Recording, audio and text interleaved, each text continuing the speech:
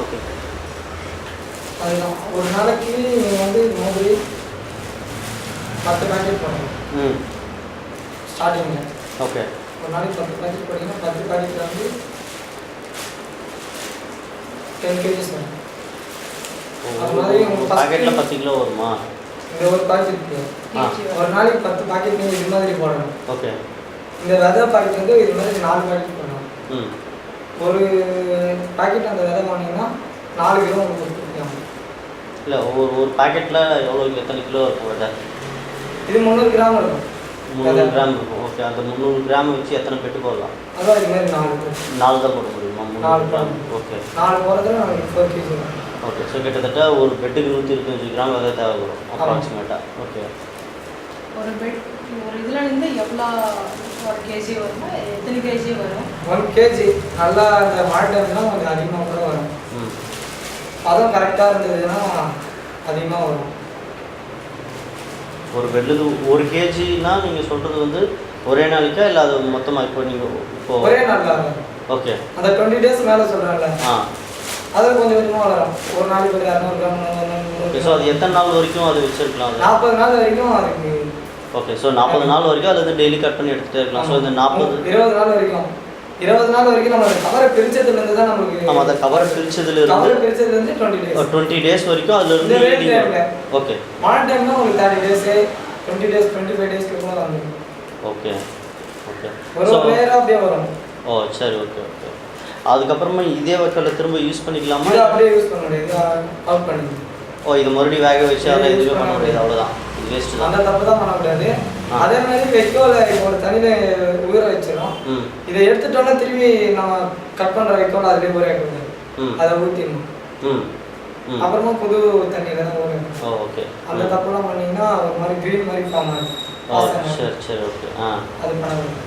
வைக்கோல முடிஞ்ச அளவுக்கு கட் பண்ணி தான் பண்ணணும். கட் பண்ணாமல் கொஞ்சம் இதுவாக பண்ணிட்டீங்கன்னா அது வளரும் போது இதுவாக இருக்காது, வராது. எதுனா பேக்கப். ஓகே. அப்புறம் இப்போ அந்த இப்போ டெம்பரேச்சரை மெயின்டைன் பண்ண தண்ணியில் மேலே அடிக்கக்கூடாதா இல்லை எப்படி? தண்ணிலாம் அதுக்கு தான் நம்ம தண்ணியில் அதை அவ்வளோ நேரம் ஊற வைக்கிறது. ஓகே. அந்த பதமாக இருக்கிறதுக்கோசம் ஈரப்பதம் இருக்கிறதுக்கோசம் தான். ஓகே. நம்ம ஒரு 6 மணி நேரம் தண்ணியிலே அதை நல்லா ஊற வைக்கணும். அதுதான் பெரிய ஒரு பதமாகவே இருக்கும். ஓகே.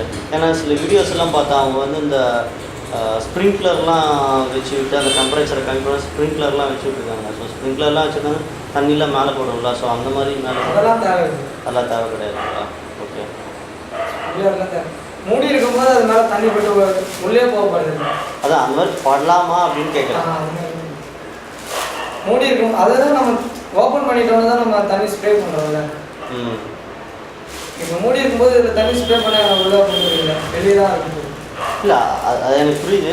நான் என்ன கேள்வி கேட்குறேன்னா, இப்போ மாடி மேலே வைக்கணும்னு வச்சுக்கோங்களேன், டெம்பரேச்சர் நார்மலாக என்ன டெம்பரேச்சரில் வந்து இது வளர்க்கணும்? இது வந்து குளிர்சாக இருக்கும்போது 24 ரூம் டெம்பரேச்சர் குளிர்ச்சி இருக்கும். ஓகே. 24ங்களா? ஓகே. இப்போ வெளியெல்லாம் பார்த்தீங்கன்னா கண்டிப்பாக 30 35 அந்த மாதிரி இருக்குது. இது போட்டால் இன்னும் ஒரு 5-6 குறையும், 28ன்னு வச்சுக்கோங்க. ஸோ இப்போ அந்த இன்னொரு 4 டிகிரி கம்மி பண்ணுறதுக்கு தண்ணி தெளிக்கலாமான்னு கேட்குறேன் தான் கொஸ்டின். குடிசையில் உங்களுக்கு அந்த 4 டெம்பரேச்சர் கூட நம்மளுக்கு கிடைக்காதுல்ல. இங்கே ஈக்குவலாக இருக்கும். வெளியே தான் உங்களுக்கு அப்படி இருக்கும். குடிசைன்னும் போது உங்களுக்கு குளிர்ச்சி தான் அதிகம். ஓகே. வெயில் அப்செட் பண்ணுங்க. ஓலை வந்து வெயில் மேலே தான் பார்த்து நீங்கள் தொட்டிங்கன்னா கூட சூடு அவ்வளோ இருக்குது. நல்லா வெயில் அடிக்கும் போது போய் குடிசை தருங்க, வெயில் தெரியவே தெரியாது. அதெல்லாம் அவங்க வெப்பத்தை வாங்காது.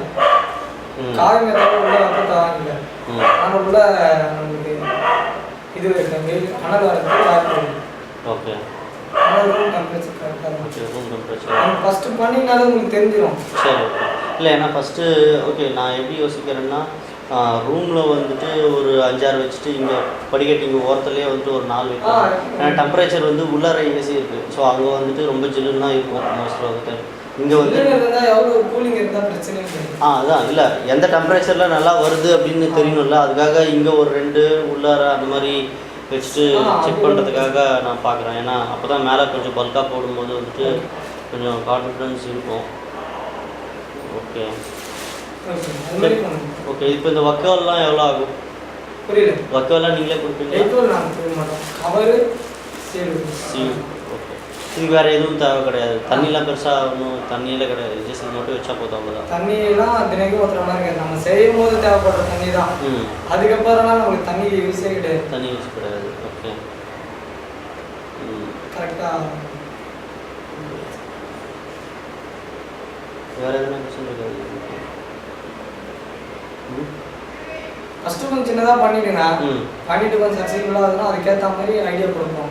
இப்படி பண்ணினா இவ்வளோ பண்ணினா இந்த மாதம் நீங்கள் இவ்வளோ ப்ராஃபிட் பண்ணிடலாம், இவ்வளோ இதில் இது இருக்குன்னு சொல்லுவோம். அதுக்கேற்ற மாதிரி பண்ணுவோம். ஃபஸ்ட்டு உங்களுக்கு இது வருதான்றது டவுட்டாக ஃபஸ்ட் டைம் பண்ணுவோம். ஆமாம். இல்லை அதுதான் ரொம்ப யோசிச்சுட்டு இருக்காது. இப்போ மேலே வந்துட்டு 15,000 ரூபா கொடுத்து அந்த குடிசை வந்து அதுதான் ஃபஸ்ட்டு எதாக இருந்தாலும் நமக்கு தெரியாத விஷயம் இறங்கும்போது அதுதான் சின்னதாக ஃபஸ்ட்டு பண்ணி பாருங்க. ஓகே. அதுக்கப்புறமா உங்களுக்கு தெரிஞ்சிடும், அந்த பயம் தெரிஞ்சிடும். சரி வந்துச்சு பண்ணிடுவோம். அதுக்கப்புறமா அது பிஸ்னஸ் மாதிரி யோசிச்சு பண்ணுங்க. இவ்வளோ பண்ணால் இவ்வளோ போடுறோம், இவ்வளோ வருதுன்றதுன்னா அதுக்கேற்ற மாதிரி பிளான் பண்ணி பண்ணுங்க. உங்களுக்கு டைமிங்க்கு பார்க்கணும், எல்லாத்தையும் பார்த்துட்டு அதுக்கேற்ற மாதிரி. சீட்ஸ் எல்லாம் எவ்வளோ ரேட் வரும்? இது அவர் ரேட் சொல்லியிருப்பாங்க. ரேட்டு சொன்னார். 100 rupees. 100 rupees. 20 rupees. அது அந்த ஒன் பேக். ஒரு பேக்கு 300 கிராம். 300 கிராம் வரும் அந்த பேக்கு.